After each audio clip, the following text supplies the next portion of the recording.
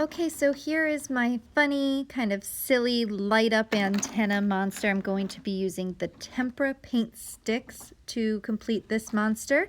This is the one that I kind of thought about that grassy green ball for. So I've grabbed some different greens, and since yellow and blue are next to green on the color wheel, I have also got some of those to help me blend. I'm going to start off with the tongue with some pink and purple. Now you might be thinking pink and purple aren't next to each other. Pink's not even on the color wheel. But pink is a tint. It is light red. And since red and purple are next to each other on the color wheel, they will blend. I really want the inside of my mouth to be black, so I grabbed my black Sharpie marker to fill that in.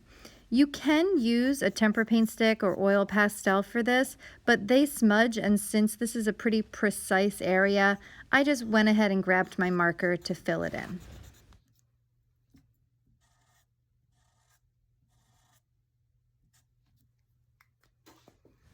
Okay, so now that the mouth is done, let's move on to coloring that big face area. So here I go. I'm going to start with the lighter green in the middle. I want to make this look round. So to make things look round, you always want to have a highlighted edge where the light would hit it, and then it can fade to dark as it moves towards the spots that curve away from you. So I'm starting with the light green, and then I can make it a little brighter by adding some yellow.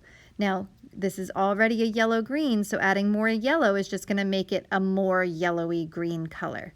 So that has a little bit of a highlight, and now I can get started adding my darks around the edges.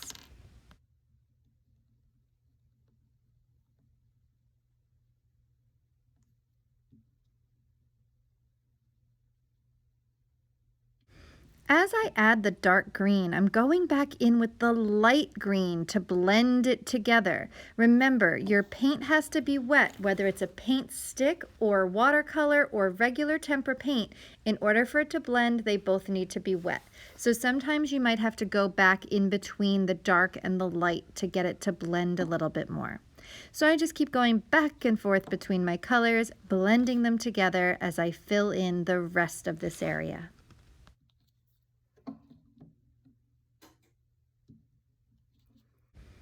Since the eyes are also bulging out, I want to add a highlighted light part in the center, and then as they bend down, I'll get darker by using that yellow-green to blend it in.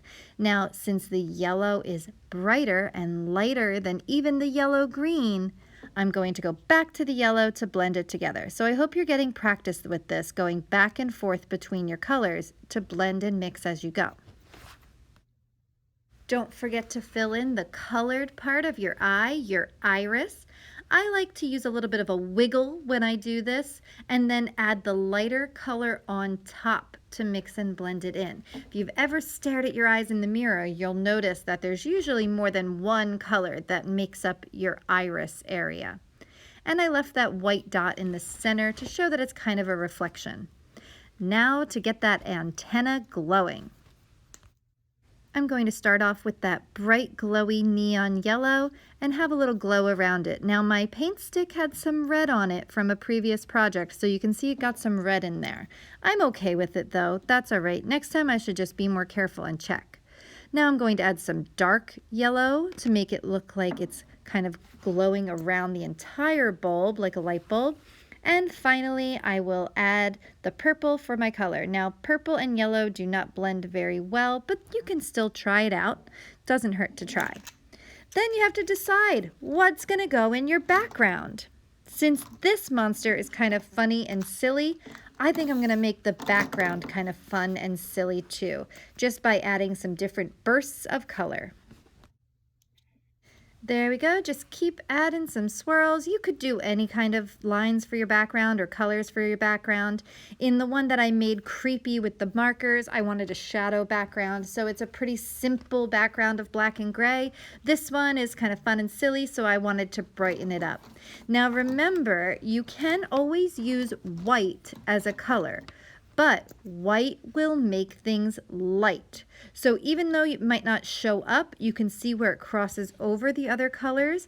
It will add a lighter tint of that color when they overlap. I hope you had fun watching me create this fuzzy green silly monster.